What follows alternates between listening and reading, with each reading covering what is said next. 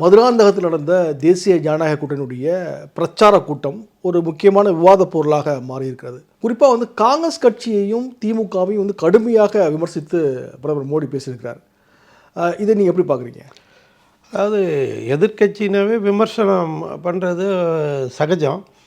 ஆனால் மோடி எப்பயுமே இயற்கைக்கு மாறான, ஜனநாயகத்திற்கு எதிரான ஒரு வன்மத்துடன் தான் அவர் எப்பயுமே பேசுவார். தேர்தலுக்கு தேர்தல், மாநிலத்துக்கு மாநிலம் அவருடைய பேச்சும் செயலும் மாறுபட்டுக்கிட்டு இருக்கும். அங்கே ஒன்று பேசுவார், இங்கே தமிழகத்துக்கு வந்தால் ஒன்று பேசுவார். ஒரிசாவில் பேசும்போது நம்மளை திருடன்னு சொல்கிறாரு. அதை மக்கள் மறந்துடுவாங்கன்னு அவர் நினச்சிக்கிறார். தமிழக மக்கள் ஒரு நாளும் மறக்க மாட்டாங்க.